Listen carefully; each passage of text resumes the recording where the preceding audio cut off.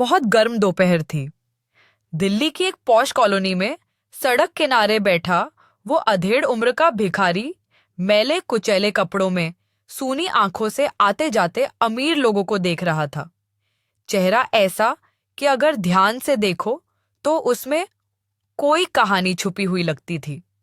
उसकी दाढ़ी बिखरी हुई, आंखों में कोई पुरानी जलन और हाथों में कांपती हुई कटोरी। लेकिन न जाने क्यों उसकी आंखें हर रोज एक ही बंगले के सामने जाकर रुक जाती थीं। बंगला नंबर 113। इस बंगले में रहती थी माया सिंह, अकेली, खूबसूरत और करोड़ों की मालकिन। 35 की उम्र, लेकिन चेहरे पर एक अजीब सी कसक। उसके पति की मौत को 4 साल हो गए थे और बच्चा कोई था नहीं।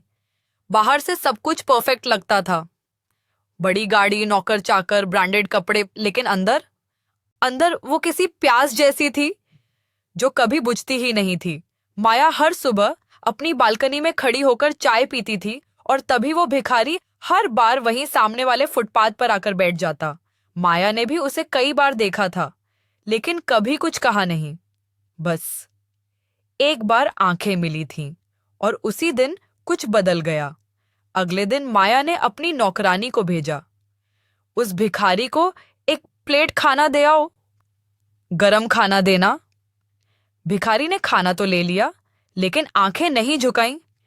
उल्टा माया की बालकनी की तरफ देखा और मुस्कुरा दिया। वो मुस्कान माया के मन में अजीब सी गुदगुदी कर गई। फिर ये रोज का सिलसिला बन गया। कभी खाना, कभी पुराने कपड़े, कभी एक गिलास ठंडा पानी। और एक दिन जब नौकरानी छुट्टी पर थी, माया खुद नीचे उतर आई। खाना खाओगे? उसने पूछा। भिखारी ने सिर उठाया। आप खुद लाई हैं? हाँ, माया ने कहा, आज खुद ही बनाया है। भिखारी ने उसकी आंखों में देखा और पहली बार उसकी आवाज में गर्मी थी। फिर तो खाना जरूर खाऊंगा। माया ठिठक गई। उसके पांव वहीं रुक गए। उसे नहीं समझ आया कि वो पल क्यों इतना भारी था, लेकिन अगले ही पल उसने खुद को संभाला। तुम चाहो तो पीछे के गेट से आ सकते हो, गार्ड नहीं होता वहां। भिखारी मुस्कुराया। आप जैसा कहें माई बाप। शाम को जब सब नौकर अपने काम में लगे थे, माया ने पीछे के दरवाजे से उसे अंदर आने दिया। वो डर रही थी, लेकिन डर में एक अजीब सा नशा था। भिखारी जैसे ही ड्राइंग रूम में आया, उसकी चाल बदल गई, जैसे वो उसी घर का मालिक हो। कपड़े गंदे थे, पर उसकी निगाहें निगाहें किसी शेर की तरह थीं। नाम क्या है तुम्हारा? माया ने पूछा। नाम? उसने मुस्कुराते हुए कहा, लोग मुझे रघु कहते हैं, लेकिन नाम से क्या फर्क पड़ता है माया जी। माया चौंक गई। तुम्हें मेरा नाम कैसे पता? हर रोज देखता हूं ना आपको। नाम भी जान गया और आदतें भी। माया की सांसें तेज हो गईं। रघु ने धीरे से प्लेट उठाई और बोला, खाना बहुत अच्छा बना है, लेकिन एक बात पूछूं? हम माया ने हौले से कहा, क्या आप सच में अकेली हैं? उस सवाल में ना जाने क्या था। माया ने पहली बार बिना हिचक के जवाब दिया, हाँ, बहुत अकेली। फिर दोनों के बीच एक लंबा सन्नाटा छा गया। रघु धीरे से उठा और बोला, आप चाहे तो मैं कुछ देर यहीं बैठ सकता हूं। आप चाय बना दे, मैं सिर्फ आईरफ पे बातें करना चाहता हूं। माया ने ना जाने क्यों मना नहीं किया। उसने चाय बनाई और जब वो कप उसके हाथ में थमाया तो उनके हाथ थोड़ी देर को छू गए। उस क्षण में बिजली सी दौड़ गई। रघु की आंखें अब और गहरी हो गई थीं। माया की सांसें अब तेज चल रही थीं। और जब उसने रघु के पास बैठते हुए कहा, तुम इतने अलग क्यों लगते हो, तो रघु ने बस इतना कहा, क्योंकि मैं वो देखता हूं जो दुनिया नहीं देखती, और आप वो छुपा रही हैं जिसे आपकी आंखें हर रोज पुकारती हैं। उसके बाद रघु ने माया का चेहरा धीरे से अपनी उंगलियों से छुआ। माया की आंखें बंद हो गईं और फिर जो हुआ वो सिर्फ शरीर का नहीं था, जैसे दो अधूरी आत्माएं एक दूसरे से लिपट गई हों। लेकिन तभी दरवाजे पर किसी के जोर से खटखटाने की आवाज आई। माया चौंकी।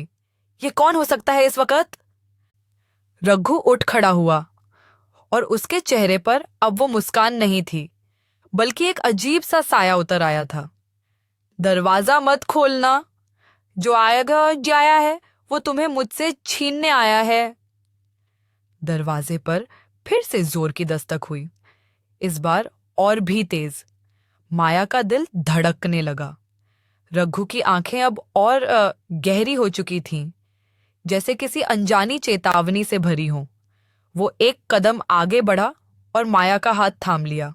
जो भी है जाने दो, रघु फुसफुसाया। पर माया ने हकलाते हुए कहा, अगर नौकरों में से कोई हुआ तो? या गार्ड, किसी ने देख लिया तो? रघु ने माया की आंखों में देखा। किसी ने देखा होता तो अब तक दरवाजा तोड़ दिया होता। ये कोई और है। माया के हाथ से पसीना टपक रहा था। वो धीरे धीरे दरवाजे की तरफ बढ़ी, लेकिन जैसे ही उसके हाथ ने कुंडी छुई, रघु ने पीछे से उसका कंधा पकड़ लिया। मैंने कहा था मत खोलो। लेकिन अब बहुत देर हो चुकी थी। दरवाजा खोलते ही सामने एक दुबला पतला अधेड़ उम्र का आदमी खड़ा था। कॉलोनी का चौकीदार नंदू। मालकिन, सब ठीक तो है? वो घबराया हुआ दिख रहा था। अभी अभी पीछे से किसी को अंदर आते देखा। मैंने समझा कोई चोर। माया ने जल्दी से बात काटी। नहीं नंदू, सब ठीक है। वो मेरा पुराना जानने वाला है। थोड़ी देर रुका है बस। तुम जाओ, मैं बाद में बात करती हूँ। नंदू थोड़ा झिझका, फिर सिर हिलाकर चला गया। माया ने दरवाजा बंद किया और पलटी। भृगु अब कमरे के कोने में खड़ा था। उसकी सांसें तेज थीं और चेहरा अजीब सा तनावग्रस्त। तुम इतने डरे हुए क्यों हो? माया ने पूछा। रघु धीरे से बोला, क्योंकि मुझे पता है जब अमीर औरतें गरीब मर्दों से खेलती हैं तो अंजाम अच्छा नहीं होता। माया मुस्कुराई, लेकिन उस मुस्कान में अब वो मासूमियत नहीं थी जो पहले थी। वो रघु के पास आई, उसका चेहरा अपने हाथों में लिया और कहा, तुम्हें लगता है मैं खेल रही हूं? रघु की सांस रुक गई। उसने माया को नीचे से ऊपर तक देखा, फिर धीरे से उसका दुपट्टा हटाया। उसकी उंगलियां उसकी गर्दन पर फिसलने लगीं। माया की रूह कांप गई। नहीं, रघु ने धीरे से कहा, अब नहीं लगता। फिर उन्होंने एक दूसरे को वैसे छुआ जैसे वो पहली बार किसी को छू रहे हों। रघु का हर स्पर्श भारी था और माया की हर सिसकी उसके सालों के अकेलेपन का सबूत। वो दोनों सोफे पर एक दूसरे में समा गए। रघु ने माया के होठों पर अपना होंठ रख दिया और माया ने पहली बार खुद को पूरी तरह किसी मर्द के सामने खोला। कपड़े फिसलते गए, सांसें गहराती गईं और जिस्म का ताप ऐसा था कि कमरे की दीवारें भी पसीने से भीग गई हों जैसे। रघु की उंगलियां माया की कमर पर थीं और होंठ उसके कानों के पास। मैं कोई आम भिखारी नहीं हूं माया, वो बुदबुदाया। माया ने उसकी आंखों में देखा। तो फिर कौन हो तुम? रघु ने बस एक हल्की सी मुस्कान दी और कहा, तुम्हारा वहम या शायद तुम्हारा डर, लेकिन जो भी हूं अब तुम्हारे जिस्म में उतर चुका हूं। माया ने झटके से खुद को उससे अलग किया। क्या मतलब? रघु अब बिस्तर से उठ चुका था। वो सीधा खड़ा हुआ और पहली बार उसकी चाल में भिखारियों वाला झुकाव नहीं था। वो एकदम सीधा, तेज और सधा हुआ लग रहा था, जैसे कोई फौजी हो या कोई कलाकार। तुमने कभी सोचा है कि एक भिखारी हर रोज तुम्हारे बंगले के सामने ही क्यों आता है? माया हांफती हुई खड़ी हो गई। तुम क्या चाहते हो मुझसे? रघु ने उसकी ओर कदम बढ़ाए। जो मैं चाहता था वो तो मिल गया, अब बस एक और चीज बाकी है। माया पीछे हटती रही। क्या? रघु रुक गया। उसके चेहरे पर अजीब सा अंधेरा उतर आया था। तुम्हारी रूह? माया कांप गई। ये मजाक है ना? तुम बस मुझे डरा रहे हो। लेकिन रघु अब हंस रहा था, एक अजीब गूंजती हुई खाली हंसी जो किसी इंसान की नहीं लग रही थी। और फिर सामने शीशे में माया ने जो देखा वो खुद को झकझोर गया। रघु का प्रतिबिंब गायब था, माया की आंखें शीशे पर टिकी रह गईं। न नहीं, ये कैसे हो सकता है? उसकी सांसें उखड़ने लगीं, गला सूख गया। शीशे में उसकी खुद की उलझी सूरत थी, अधखुले कपड़े, पसीने से भीगी त्वचा और डरी हुई आंखें। लेकिन रघु, वो कहीं नहीं था। उसके ठीक पीछे खड़े रघु का कोई अक्स नहीं दिख रहा था। माया ने कांपते हुए पीछे मुड़कर देखा। रघु वहीं खड़ा था, मुस्कुराता हुआ, जैसे सब कुछ उसकी योजना का हिस्सा हो। क्या क्या तुम कोई भूत हो? माया की आवाज सिहर रही थी। रघु ने सिर झुकाया, फिर धीरे धीरे उसके करीब आया और बोला, भूत नहीं, साया हूं, वो साया जिसे तुमने खुद बुलाया है। मैं क्यों बुलाऊंगी किसी साये को? माया चीखी। रघु की मुस्कान गहरी हो गई। क्योंकि तुम अकेली हो, क्योंकि तुमने हर रात बिस्तर पर करवट बदलते हुए जो ख्वाहिशें की हैं, जो तड़प अंदर से उठी है, वो खालिस थी। और ऐसी सच्ची ख्वाहिशें हमेशा किसी ना किसी रूह को जगा देती है। माया धीरे धीरे दीवार की तरफ सरकती गई। नहीं, नहीं, ये नहीं हो सकता। तुमने मुझे चाहा माया, और मैंने तुम्हारी चाह को आकार दे दिया। अब मैं सिर्फ तुम्हारे जिस्म में नहीं, तुम्हारे खून में हूं। माया का चेहरा सफेद पड़ गया, उसकी सांसें छोटी हो गईं। उसने झटके से अपना दुपट्टा उठाया और दरवाजे की तरफ दौड़ी। लेकिन दरवाजा बंद था, कुंडी नहीं, पूरी दीवार जैसे पत्थर बन गई हो। वो चिल्लाई, खटखटाया, लेकिन बाहर कोई आवाज नहीं थी।